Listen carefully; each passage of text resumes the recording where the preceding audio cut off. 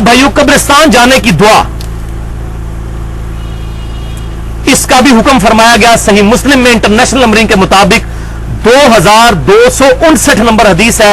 آپ صلی اللہ علیہ وسلم اپنی والدہ کی وفات کے 50 سال کے بعد ان کی قبر پر گئے اور اتنا روئے کہ تمام صحابہ بھی وہاں پر روئے 50 سال کے بعد.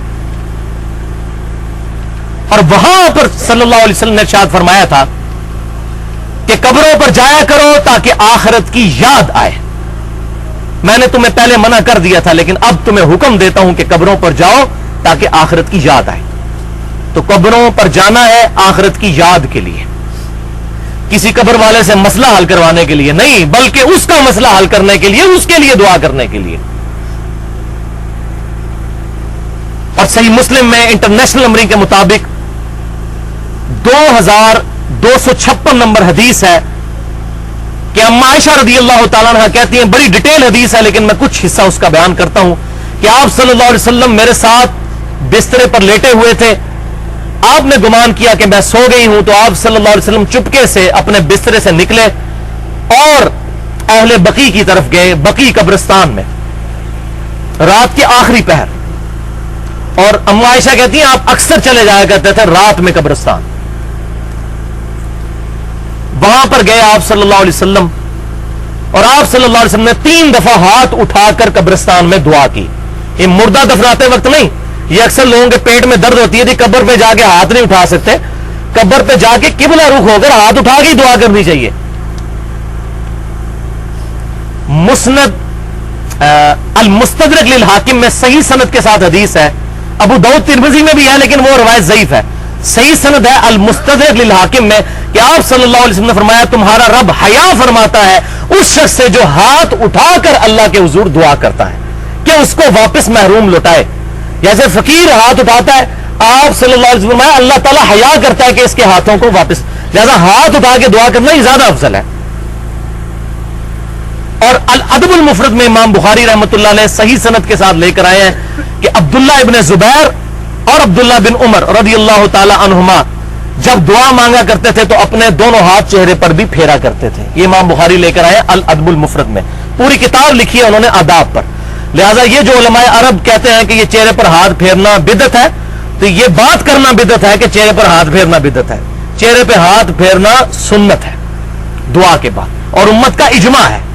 یہ چند آٹے میں نمک لوگ، ان لوگوں نے امت کے اندر غلط چیزیں پروپیگیٹ کی. الحمدللہ پاکستان میں جو کتاب و سنت کے منہج کے لوگ ہیں ان کی اکثریت خصوصاً اہل حدیث مکتبہ فکر کے، وہ اسی کے قائل ہیں کہ چہرے پہ ہاتھ پھیرنا چاہیے، ان کی کتابیں بھی اسی کی قائل ہیں.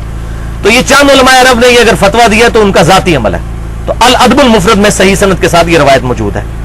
تو آپ صلی اللہ علیہ وسلم کے صحیح مسلم میں الفاظ ہے انٹرنیشنل نمبرنگ کے مطابق 2256، وہی حدیث اما عائشہ کہتی ہیں 3 دفعہ ہاتھ اٹھا کر دعا کی آپ صلی اللہ علیہ وسلم نے. پھر آپ صلی اللہ علیہ وسلم واپس آئے تو میں آپ صلی اللہ علیہ وسلم کے آگے بھاگتی ہوئی آئی اور لیٹ گئی آ کر، سانس میرا پھولا ہوا تھا. تو آپ صلی اللہ علیہ وسلم نے مجھ سے فرمایا کہ عائشہ کیا تو نے گمان کیا کہ اللہ اور اس کا رسول تجھ سے خیانت کریں گے؟ یعنی تو نے یہ گمان کیا کہ میں کسی اور بیوی کے پاس چلا گیا تھا؟ تو مجھے بتاؤ تم میرے پیچھے آئی تھی، اور اگر تم نے مجھے نہ بتایا تو غیب کا جاننے والا تو مجھے بتا ہی دے گا. یہاں پہ بھی علم غیب کا عقیدہ آپ صلی اللہ علیہ وسلم نے کلیئر کیا، غیب کا جاننے والا مجھے اطلاع کر دے گا. تو ام عائشہ نے کہا یا رسول اللہ میں آپ کے پیچھے آئی تھی یہ دیکھنے کے لیے. تو آپ صلی اللہ علیہ وسلم نے فرمایا کہ جب تم میرے ساتھ لیٹی ہوئی تھی اسی حالت میں میرے پاس جبرائیل علیہ السلام آئے، انہوں نے مجھے چپکے سے کہا کہ اللہ تعالیٰ حکم فرماتا ہے کہ جا کر اہل بقی کے لیے مغفرت کی دعا کریں. قربان جائیں گی اہل بقی کے لیے. صحیح مسلم میں حدیث ہے کہ مدینے میں موت مانگو، جو مدینے میں مرے گا میں اس کی شفاعت کروں گا. اور صحیح بخاری میں ہے کہ سیدنا عمر یہ دعا کیا کرتے تھے، اے اللہ مجھے شہادت کی موت مدینہ شریف میں دینا، کیونکہ اہل مدینہ کی سب سے پہلے شفاعت ہونی ہے قیامت والے دن جو بقی میں دفن ہے. تو الحمدللہ مولا عمر رضی اللہ تعالیٰ عنہ، ہمارے جگری یار مولا عمر رضی اللہ تعالیٰ عنہ کو اللہ تعالیٰ نے مسجد نبوی میں شہادت کی موت دی، اور روضہ رسول کے ساتھ آپ صلی اللہ علیہ وسلم آپ رضی اللہ تعالیٰ عنہ کو جگہ بھی ملی، دونوں دعائیں ان کی قبول ہوئیں، مدینہ شریف میں وہ دفن ہوئے الحمدللہ. تو آپ صلی اللہ علیہ وسلم سے یہ دعا ثابت. پھر آپ صلی اللہ علیہ وسلم سے اما عائشہ نے پوچھا یا رسول اللہ آپ نے تو جا کے دعا کی، میں قبرستان جاؤں تو کیا دعا کروں؟ تو پھر آپ نے دعا تعلیم فرمائی. جو آپ کے پیپر پر ریفرنس نمبر 8 ہے، صحیح مسلم کتاب الجنائز حدیث نمبر 2257، یہ 4-5 حدیثیں کٹھی ہیں. یہ دعا آپ صلی اللہ علیہ وسلم نے تعلیم فرمائی کہ مردوں کے لیے جا کر قبرستان میں یہ دعا کرنی ہے. بس یہ دعا کرنا جو ہے وہ ثابت ہے.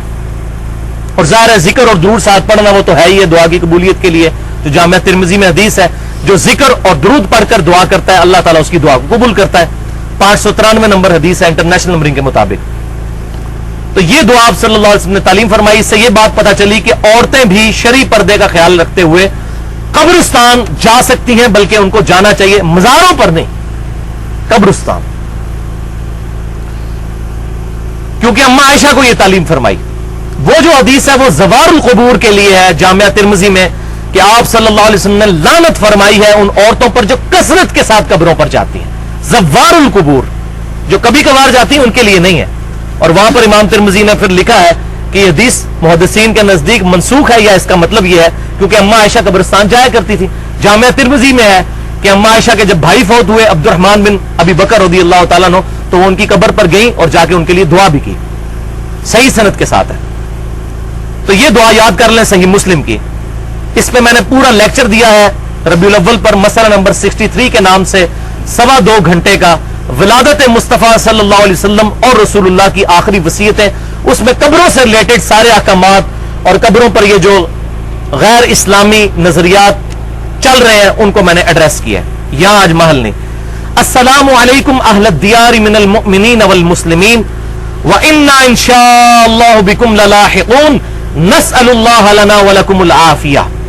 سلامتی ہو تم پر اے مومنین اور مسلمین، اس گھر کے رہنے والوں، اور بے شک ہم بھی مرنے کے بعد تمہارے ساتھ ملنے والے ہیں، ہم نے بھی یہاں پر آنا ہے.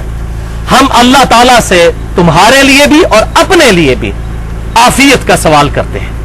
اور سب سے بڑی دعا اگر کوئی کی جا سکتی وہ عافیت کی ہے، دنیا اور آخرت میں عافیت.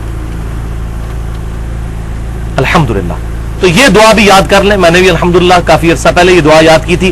السلام علیکم یا اہل القبور والی جو دعا ہے جامعہ ترمذی میں وہ ضعیف روایت ہے. صحیح سند یہی ہے جو صحیح مسلم کے اندر موجود ہے. السلام علیکم اہل الدیار من المؤمنین والمسلمین وَإِنَّا إِن شَاءَ اللَّهُ بِكُمْ لَلَاحِقُونَ نَسْأَلُ اللَّهَ لَنَا وَلَكُمُ الْعَافِيَةَ.